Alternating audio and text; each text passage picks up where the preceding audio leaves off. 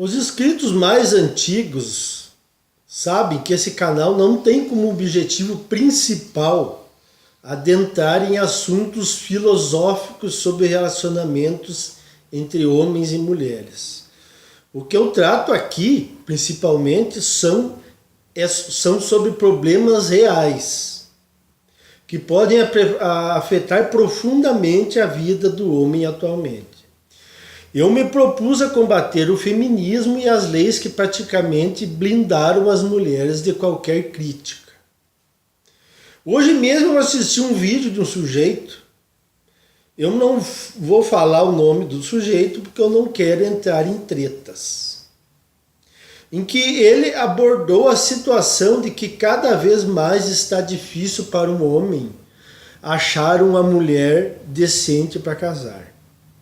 Só que, como sempre acontece, ele evita em falar sobre os privilégios estatais e chega ao ponto de dizer que as mulheres se desviaram do caminho por culpa dos próprios homens, dizendo que eles de alguma forma incentivaram a promiscuidade feminina. Ele faz todo esse malabarismo mental para no fim dizer que os homens são responsáveis por essa por essa decadência da mulher. Realmente é decepcionante ouvir isso. Os homens sempre foram mais conservadores nos costumes do que as mulheres, com exceção daquelas mulheres de antigamente. E já estão velhinhas. Não é à toa que a maioria dos votos da esquerda provém das mulheres. E é lógico que nesse vídeo desse sujeito, a mulherada adorou o vídeo. Porque mais uma vez elas saíram como vítimas do sistema. Então esse tipo de discurso não nos ajuda em nada. Que poder de realismo um discurso desses tem na hora de um divórcio? Que influência tem sobre a bancada feminina no Congresso e no Senado? Por isso eu estou aqui justamente para expor a verdadeira face da sociedade feminista, sem malabarismos mentais. A desconstrução do feminismo e da hipocrisia da mulher moderna não pode parar. É preciso bater e bater nessa tecla até que pelo menos uma parcela dos homens se dê conta que na verdade eles possuem um poder fictício, um poder aparente. Porque na verdade as mulheres é que dominam a sociedade por trás dos bastidores. E hoje em dia conto com o aliado mais poderoso, que é o poder estatal e suas leis draconianas contra os homens. Então eu vou ler aqui um artigo de 2014, faz 5 anos, mas duvido muito que algum ponto tenha mudado a favor dos homens. Pelo contrário, piorou. Históricos e ilegítimos privilégios femininos. Começando aqui, sobre o primeiro tópico, alistamento militar. Mulheres nunca foram obrigadas a prestar serviço militar. Consequentemente, nunca foram obrigadas a ir às guerras, como os homens sempre foram. Além disso, por elas não serem obrigadas a prestar o serviço militar, elas estão isentas de uma série de sanções das quais os homens não estão livres caso não prestem esse serviço. Eu tenho uma opinião sobre o alistamento militar. Primeiro, as mulheres não servem para a linha de frente. É só vocês assistirem o vídeo que eu fiz sobre o desabafo de uma capitã mariner dos Estados Unidos. Segundo, o alistamento para os homens deveria ser facultativo, como é o caso dos Estados Unidos e de outros países. As Forças Armadas devem procurar se profissionalizar cada vez mais. Então aquele rapaz que se dispõe a ir para o campo de batalha, que sempre sonhou em ir para uma hipotética guerra, seria de muito mais serventia. para as Forças Armadas. Não tem sentido recrutar por um ano um rapaz que quer ser professor de matemática ou quer ir ajudar o pai na lavoura. Isso só vai atrapalhar a sua vida. Continuando, a aposentadoria. Mulheres se aposentam 5 anos antes que os homens no Brasil, seja por idade, seja por tempo de contribuição. Embora os homens contribuam mais e vivam menos. Expectativa de vida. Mulheres têm quase 7 anos e meio a mais que os homens de expectativa de vida no Brasil. Fraude de paternidade. Mulheres são beneficiárias de uma lei inconstitucional, verdadeiramente falando, que é a Lei de Alimentos Gravídicos, que obriga o homem a pagar pensão alimentícia ainda no período de gravidez, mesmo sem a necessidade de exame que comprove a paternidade e da indenização dada ao suposto pai, caso o resultado seja negativo. Mulheres que cometem fraude de paternidade raramente são punidas. E além disso, quando os pais descobrem que não são os verdadeiros pais, estes ainda são duplamente punidos, obrigados a assumirem os filhos que não são seus, sendo imputados por uma paternidade socioafetiva. Guarda dos filhos. Mulheres detêm 87,6% da guarda das crianças e adolescentes no Brasil em casos de divórcio. Educação. Mais da metade das bolsas do ProUni e dos financiamentos do FIES são concedidos às mulheres. Mulheres correspondem a 60% dos alunos do Pronatec. Mulheres são 61,2% dos formandos em nível superior no Brasil. Há mais de 2 décadas elas têm sido a maioria. Mulheres são maioria entre os universitários brasileiros. Mulheres são maioria na modalidade ensino à distância. As mulheres compõem 81,5% do total de professores da educação básica do país. Mulheres são 97% dos professores de educação infantil. Mulheres são 97,9% dos professores das creches.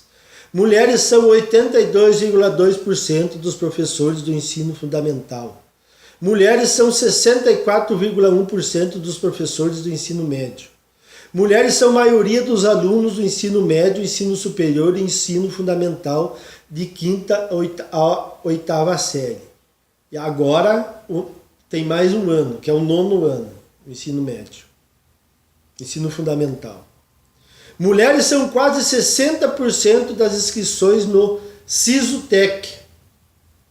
Mulheres foram maioria entre os candidatos ao Enem em 2013. Deve continuar esse mesmo padrão hoje em dia. Política eleitoral e partidária. Mulheres são beneficiárias de uma lei de cotas para partidos políticos que fixa obrigatoriamente o mínimo de 30% nas vagas para candidaturas nos partidos. Mesmo sabendo que políticos de ambos os sexos nunca trabalham em benefício dos homens, mas quase que frequentemente em benefício das mulheres. Programas sociais e políticas públicas. Mulheres são as únicas beneficiárias de uma Secretaria de Políticas Públicas, a qual tem status de ministério. Mulheres ficam com os imóveis do programa Minha Casa Minha Vida em caso de divórcio.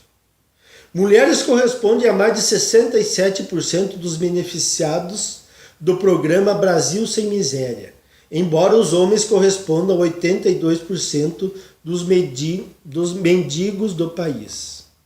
Mulheres representam 93% da titularidade do programa Bolsa Família. Mulheres têm prioridade e são maioria no registro do imóvel no programa Minha Casa Minha Vida. Desde 2011, mais da metade dos postos de trabalho com carteira assinada foram concedidos às mulheres. Saúde. Mulheres são as únicas beneficiárias em programas de assistência integral à saúde no Brasil. Mulheres são as únicas beneficiárias em programas nacionais de prevenção, pesquisa e tratamento de câncer no Brasil.